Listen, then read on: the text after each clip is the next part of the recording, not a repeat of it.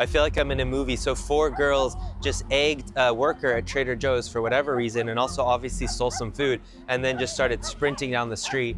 The Trader Joe's worker literally chased them down, but the girls got away. It's not just about crime, it's just some weird behavior too, and really sad. I'm back in San Francisco after 2 years to see what is happening with this city. And it's somehow better, yet somehow worse. Real estate in downtown seems hopeless. The price of this building in 2016 was $62 million. And it just sold for only $6.5 million. That's a 90% drop in price. I was told it's like pretty dangerous in certain suburbs. McDonald's, Whole Foods, Walgreens, so many restaurants and retailers are pulling out of this city, and now this massive Macy's in San Francisco's iconic Union Square is going to be shutting down. On this corner of Union Square, there are 4 police cars, more than any other types of cars. First, there was the pandemic, which meant office workers would essentially leave downtown and turn it into a ghost town. This is the iconic Macy's store in Union Square. It's massive, it's been around for a while, but it will be shutting down. Less homeless, less drug problem. I hope San Francisco gets better. Then businesses shut down, and ones that stayed would face massive surges in crime and looting. Not safe, not safe, not safe. I don't enjoy it. So 2 years ago when I came to San Francisco, you wouldn't even see something like this, because Union Square was basically locked down. There was police everywhere, security everywhere, and this was kind of right after the looting was happening. The Apple store, the Louis Vuitton store, people would just smash the windows, break into them, and then just steal a ton of stuff. So when you look on a day like today, you see actually a lot of improvement. There's been a younger crowd that's moved here to start their careers off. During the pandemic, a good amount of people moved to like the Austins of Texas, Miami, Nashville, Las Vegas. A lot of them did for better situations for their families, more accommodating for home, tax breaks. So in this video, we're gonna look at what happened to the city and how it's changing. Everywhere I look around downtown, I see the same sign. For rent, for rent, for rent, for rent, for rent, for rent, for rent, for rent, for rent, for rent, for rent. The city's office occupancy rate continues to go up and reached 37%. By the way, if you're enjoying this video, make sure to subscribe because I do a lot of videos like this around the world and it's free. San Francisco's homelessness became a major crisis during the pandemic. I did cross the Tenderloin, just walking past. Definitely dodgy looking, but no one was like in my face or anything. This is the Tenderloin. It used to be a vibrant nightlife area bustling with theaters, restaurants, and hotels. But today, it's known for its struggles with homelessness, drug use, and poverty. It's a tough neighborhood and common to see open-air drug dealing and people living on the streets. In San Francisco, deaths among homeless people doubled, with drugs being a main culprit. The total number of homeless people and those in shelters has also gone up. Identify people with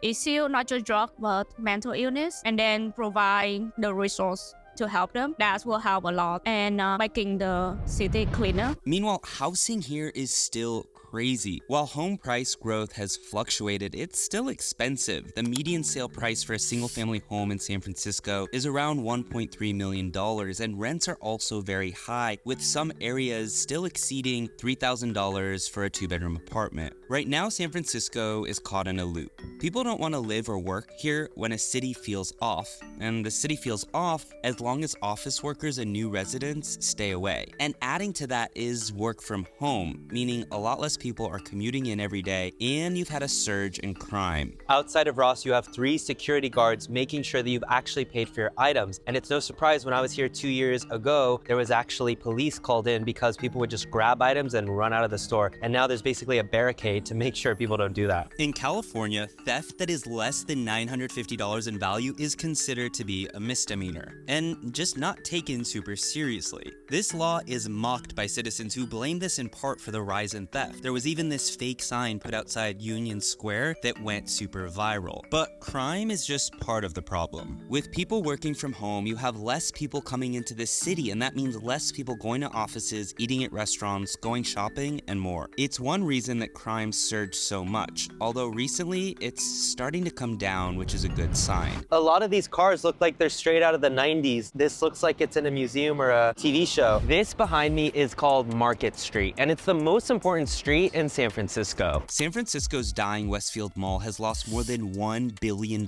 in value since 2016. But why has it gotten so bad? Now, likely because of looting, this Michael Kors entrance has been closed. This would lead you directly into the street, but the only way to access the store is to go through the mall. This Burberry store in the mall decided to leave. It wasn't worth it for them. They didn't even fully remove the sign, which is kind of crazy. Even Starbucks removes the sign overnight. And what's also interesting is there's not only mall security, but a lot of these stores have their own additional security, like the Coach store. I'm now going to the food court to see what still is open. So this is the middle of San Francisco. This is a food court. By all accounts, it should be a lot busier than it is now. Less than half of the places available are even open right now. And what's really crazy is that it's 2024. You can't blame the pandemic anymore for these places being closed. By all accounts, it's really bizarre to be in the heart of a big city that's a nice city, but see it to be so dead and so many places empty. And you think about a restaurant or a company and you think, what is the upside of opening here when there's not a ton of foot traffic and there's a lot of crime and potential looting? Why would you do it? Every city I've been to around the world, New York, Paris, London, they're all back to normal and in a lot of cases even thriving. But here in San Francisco, in the heart of the city, in the heart of the food court, in the mall, most of these places are actually completely empty. And it begs the question, why? I mean, they can't use pandemic as an excuse anymore. It's 2024. But if you think about it, if foot traffic is relatively low and there is high crime, what is the upside? Why would you open your restaurant here? And on top of that, rent is still not cheap. When you first walk into this mall, you see closed, closed, Toomey store, closed, closed, closed. And I think that was an Abercrombie store. And then this is American Eagle, closing. These floors above me are completely empty. They don't even turn on the lights anymore. So they've actually blocked off the escalator to the rest of the mall because there are no stores, there are no customers. It's completely just a ghost town up there. Meanwhile, throughout other parts of downtown, it seems like it's getting worse with so many storefronts becoming empty. In this intersection, 3 of the 4 corners are all empty. They're for rent, they're for lease.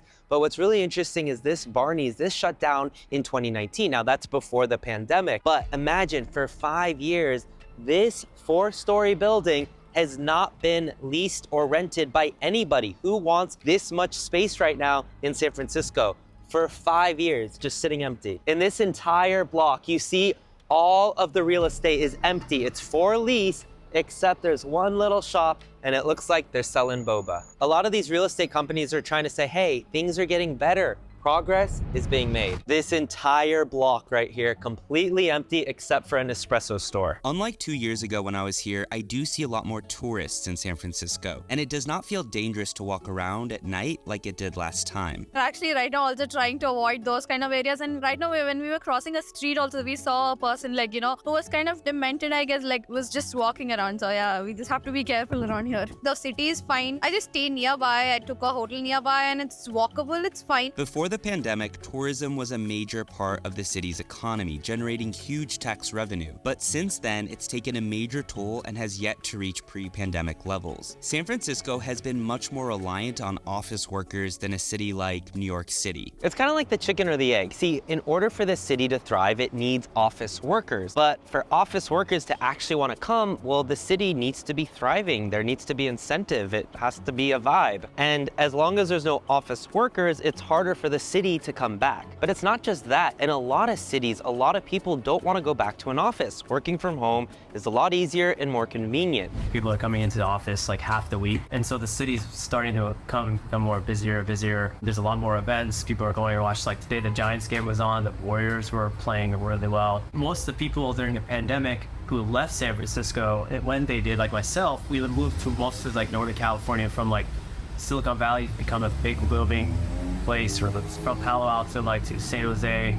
The East Bay has grown a lot. Some people are saying that AI can really help invest back into the city and bring the city back to life. So this event here has thousands of attendees. Most of them I'm talking to are not from San Francisco or even California. It's bringing together people from around the world. Some are saying San Francisco is a failed city. It lost around $7 billion of household income between 2019 and 2021. And that's even after accounting for people who moved to the city. We distribute some of the wealth better, but also it can go the other way as well, where certain few people get the most of the money and then exacerbates the issue, I guess. Is this city struggling because of its politicians? Is the income inequality because of tech just too high? Or was this city just never designed for both the shutdown and a future with remote workers. And what happens next? San Francisco, in my opinion, is a bastion for just the American dream. If you look at the history of like companies, Levi Strauss like basically took advantage of building a startup dream and helping people who were here for the gold rush have comfortable jeans and wore it. I see people out of restaurants more. People are, walking on the streets. Even before America, there was people from China, there was people from Japan, there was people from Mexico here, like even from Spain and Portugal,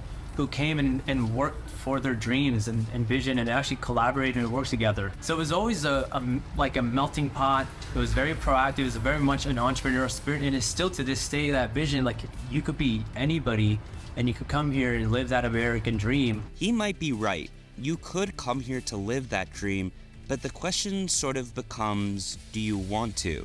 It's nice to see some signs of life. I'm optimistic. I mean, if you look at it more on a macro level, San Francisco definitely has its moments for every like 10 to 20 years. Like in the dot-com boom, it exploded, then it crashed, and then like when like the Web 2.0 happened, it started to revive over time. I want to know what you think. What does San Francisco need to do in order to actually come back and be a thriving city? Let me know in the comments.